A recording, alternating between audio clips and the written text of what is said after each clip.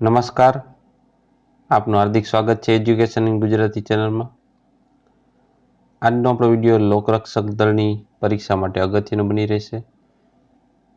આ વિડીયોમાં જોશું આપણે 1 થી 100 પ્રશ્ન મોડેલ પેપર તરીકે. તો સૌપ્રથમ જોઈએ પ્રશ્ન પહેલો કે ઓઝોન સ્તર કયા વિકિરણનું શોષણ કરે છે? ઓઝોન નામનું સ્તર છે એ પારજાંબલી છે વિકિરણ આવે છે એમનું શોષણ કરી લે છે, પારજાંબલી કિરણોનું. પ્રશ્ન બીજો, નીચેનામાંથી કઈ ધાતુ પ્રવાહી ધાતુ નથી? તો એ છે સોડિયમ. પ્રશ્ન ત્રીજો, અસ્થિઓની ઉંમરનો અંદાજ કઈ પદ્ધતિ દ્વારા મેળવે છે? અસ્થિ એટલે હાડકા, એની ઉંમરનો અંદાજ કઈ પદ્ધતિ દ્વારા મેળવાય છે? તો એ છે કાર્બન ડેટિંગ પદ્ધતિથી. પ્રશ્ન ચોથો, નીચેનામાંથી કોનો વક્રી ભવનાંક સૌથી વધુ છે? તો એ છે હીરો. હીરાનો વક્રી ભવનાંક સૌથી વધુ છે. પ્રશ્ન 5, પ્રિઝમને કુલ કેટલી સપાટી હોય છે? તો પ્રિઝમને કુલ 5 સપાટી હોય છે. પ્રશ્ન છઠ્ઠો, કઈ વનસ્પતિના પાન બીડી બનાવવા માટે વપરાય છે? તો એ છે ટીમ્બ્રુના. ટીમ્બ્રુના પાન છે એ બીડી બનાવવા માટે વપરાય છે. પ્રશ્ન 7મો, કરોડરજ્જુ ક્યાંથી ઉત્પન્ન થાય છે? તો કરોડરજ્જુ લંબમજ્જામાંથી ઉત્પન્ન થાય છે. પ્રશ્ન 8મો, બેરી કયા વિટામિનથી ઉણપથી થાય છે? બેરી નામનો રોગ છે, કયા વિટામિનની ઉણપથી થાય છે? તો એ છે વિટામિન બીની ઉણપથી. વિટામિન બીની ઉણપથી બેરી નામનો રોગ થાય છે. પ્રશ્ન 9મો, બ્રેડ, બિસ્કિટ અને કેક બનાવવા માટે કેવા પ્રકારની ફૂગ ઉપયોગી છે? તો એ છે ઈસ્ટ પ્રકારની ફૂગનો ઉપયોગ થાય છે. પ્રશ્ન 10, ઝીકા વાયરસ મચ્છરની કઈ પ્રજાતિ દ્વારા ફેલાય છે? તો એ છે એડિસ ઇજિપ્તી નામનો જે મચ્છરની પ્રજાતિ છે એના દ્વારા ઝીકા વાયરસ ફેલાય છે. પ્રશ્ન 11, કે કેલ્વિન છે, કેલ્વિન એ કોનો એકમ છે? તો કેલ્વિન છે એ તાપમાનને લગતો એકમ છે. પ્રશ્ન 12, જે પ્રક્રિયા દ્વારા ઘન સ્વરૂપમાંથી સીધું વાયુ સ્વરૂપમાં ફેરવાય તેને શું કહેવામાં આવે છે? તેને કહેવાય છે ઉર્ધ્વપાતન, અને એ પદાર્થને કહેવાય છે ઉર્ધ્વપાતી પદાર્થ. પ્રશ્ન 13, નીચેના પૈકી કઈ મિશ્ર ધાતુ છે? તો એ છે 12 કેરેટનું સોનું. પ્રશ્ન 14, ઇતિહાસના પિતાનું નામ શું છે? તો ઇતિહાસના પિતાનું નામ છે હેરાડોટ્સ. પ્રશ્ન 15, ડોક્ટર હસમુખ સાકરિયા શેની સાથે સંકળાયેલ છે? તો સંકળાયેલ છે મધ્ય પાષાણ યુગ સાથે. પ્રશ્ન 16, ખંતીનો પ્રથમ નમૂનો ક્યાંથી મળ્યો? ખંતીની ખેતી કરતા, બરોબર, તો એનો પ્રથમ નમૂનો ક્યાંથી મળ્યો? તો એ મહેરગઢમાંથી. પ્રશ્ન 17, હડપ્પા સંસ્કૃતિમાં સૌથી પહેલું મળી આવેલ નગર કયું છે? તો એ છે હડપ્પા. પ્રશ્ન 18, હડપ્પા સંસ્કૃતિમાં સૌથી વધુ બંગડી ક્યાંથી મળેલ છે? તો મળે છે કાલીબંગનમાંથી. પ્રશ્ન 19, કઈ યોજના હડપ્પા વિશિષ્ટ લક્ષણ છે? તો એ છે ગટર. ગટર યોજના એની વિશેષ લક્ષણ છે. પ્રશ્ન 20, સોનાના મણકા બનાવવાની ફેક્ટરી ક્યાંથી મળેલ છે? તે મળેલ છે લોથલમાંથી. પ્રશ્ન 21, કર્કવૃત ભારતના કેટલા રાજ્યમાંથી પસાર થાય છે? તો તે પસાર થાય છે 8 રાજ્યમાંથી. પ્રશ્ન 22. સૌરાષ્ટ્રની નદીનો પ્રવાહનો આકાર જણાવો. તો સૌરાષ્ટ્ર નદી છે બધી ત્રિજ્યાકાર છે. પ્રશ્ન 23. કચ્છનું નાનું રણ કચ્છના કયા ભાગમાં આવેલ છે? તો એ આવેલ છે પૂર્વ ભાગમાં. પ્રશ્ન 24. વણાકબોરી બંધ કઈ નદી પર આવેલ છે? તો એ આવેલ છે મહી નદી પર. પ્રશ્ન 25.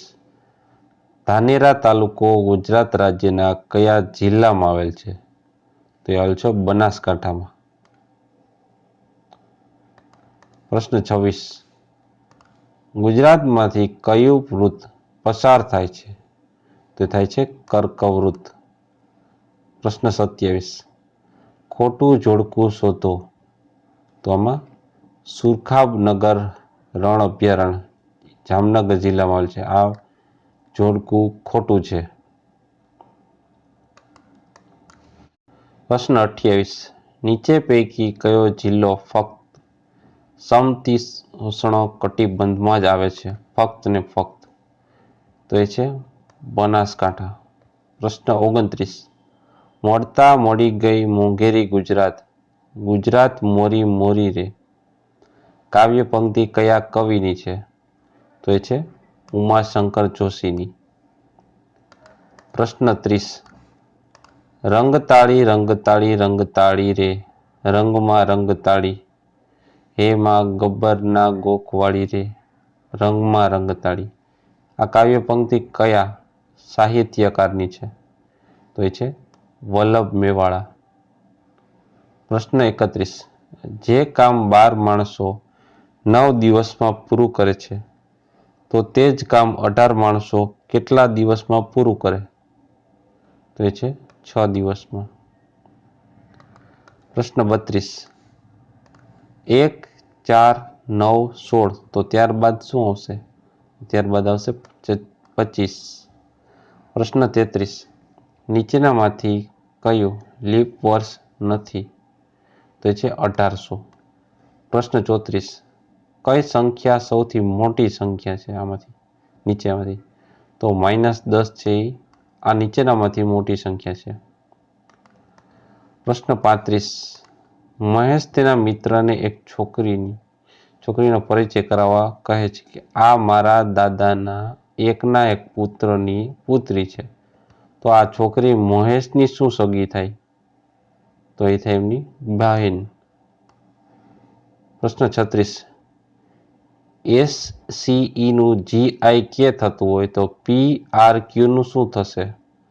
તો એનું થશે VXZ. પ્રશ્ન 37. 5:20 બંને કાંટા વચ્ચે કેટલા ડિગ્રીનો ખૂણો બનશે? તો એ બનશે 40 ડિગ્રીનો ખૂણો. પ્રશ્ન 38. જો આજે શનિવાર હોય તો આજની 29મા દિવસે કયો વાર છે? જો આજે શનિવાર હોય તો આજથી 29મા દિવસે કયો વાર આવશે? તો એ આવશે રવિવાર.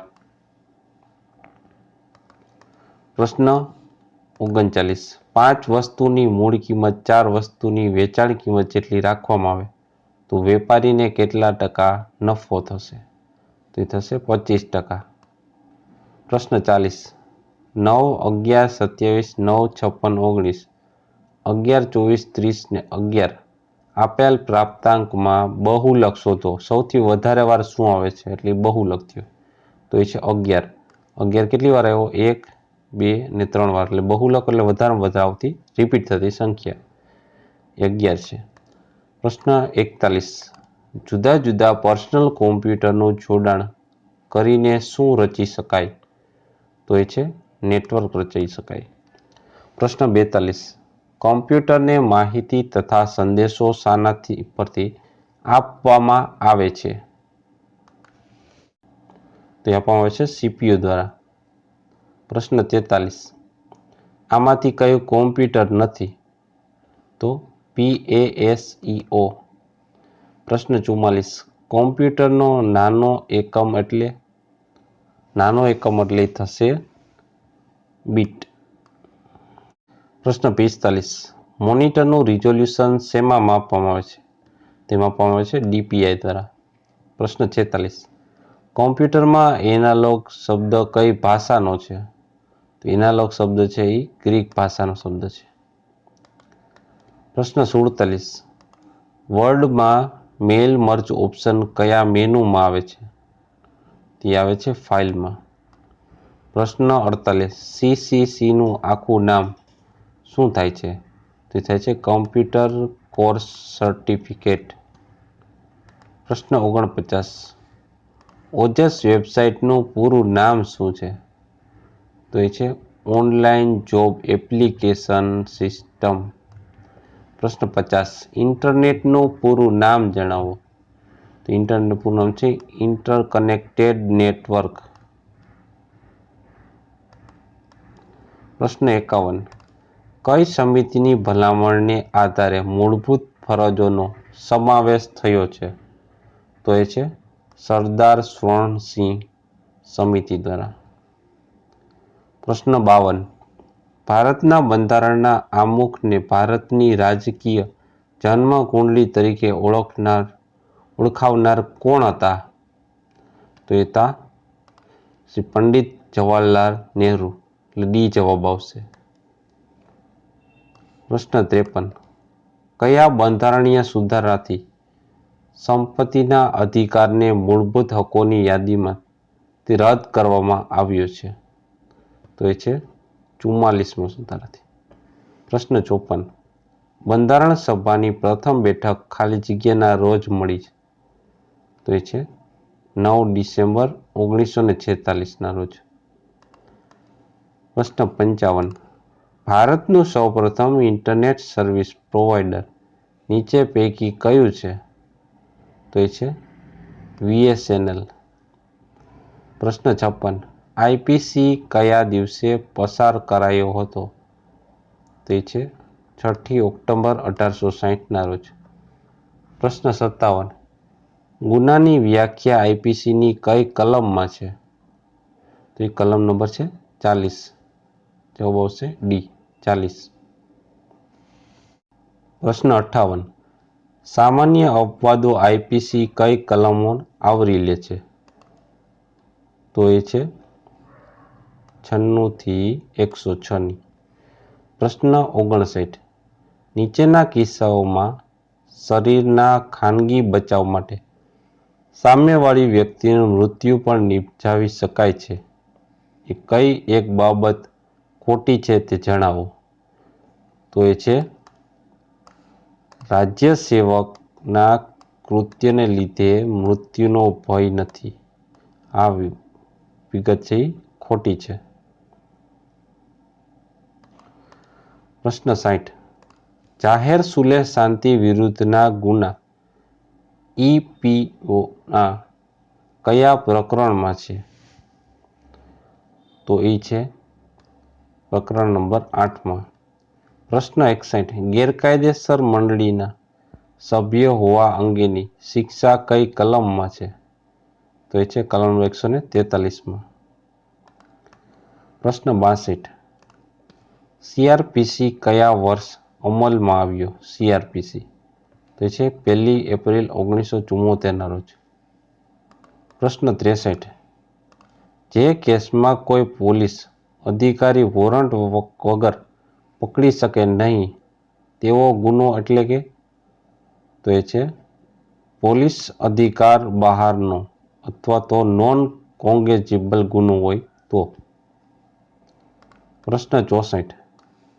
જોડકા જોડો. તોમાં જોડકામાં એ વિગત છે સાચી છે. પહેલાની સામે આવશે ડી, બીજાની સામે આવશે સી, અને ત્રીજાની સામે આવશે બી, અને ચોથાની સામે આવશે એ.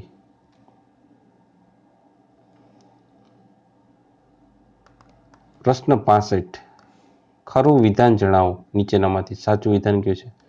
તો એ છે ઉપરોક્ત તમામ ખરા છે.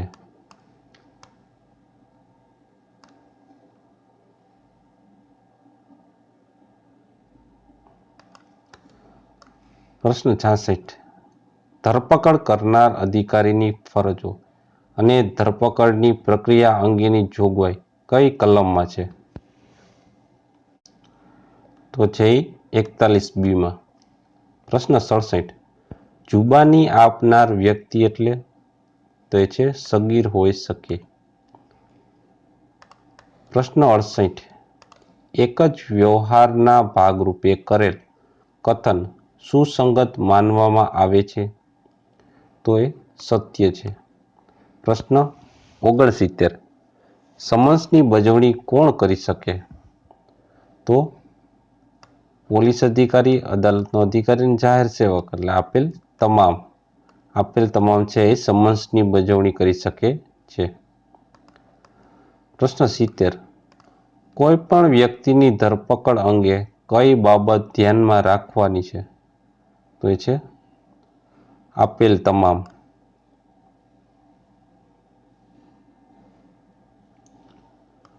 પ્રશ્ન 71 સિક્કા અને સરકારી સ્ટેમ્પ સંબંધિત ગુનાઓની છણાવટ ઈ-પોકોની કયા પ્રકરણમાં છે? તો એ છે પ્રકરણ નંબર 12 માં. પ્રશ્ન 72 રમેશ રસ્તા પર ધૂમ સ્ટાઇલની ઝડપે બાઇક ચલાવી અન્ય માણસોની જિંદગી જોખમમાં મૂકે તો તે રીતે સવારી કરે છે તો તે ઈ-પોકી કઈ કલમ હેઠળ ગુનો બને છે? તો એ ગુનો બને છે 279ની કલમ પ્રમાણે. પ્રશ્ન 73 જોડકા જોડો. તો તેમાં બી જોડકું છે આપણે બી ઓપ્શન સાચો છે. પહેલાની સામે આવશે એ, બીજાની સામે આવશે બી, ત્રીજાની સામે સી, ચોથાની સામે આવશે ડી. પ્રશ્ન 74 ક્રિમિનલ પ્રોસિજર કોર્ટમાં રાજ્યને શેમાં વહેંચ્યું છે? તો રાજ્યને વહેંચ્યું છે સેશનમાં. પ્રશ્ન 75 ધરપકડ કરાયેલ વ્યક્તિની જિલ્લા કંટ્રોલ રૂમે જાણ કરવી એ ક્રિપ્ટોની કઈ કોડની કલમ મુજબ હોય છે? તો એ હોય છે 41C પ્રમાણે. પ્રશ્ન 76 ઉલટ તપાસમાં શું લાગુ પડે? તો સૂચક પ્રશ્નો પૂછી શકાય.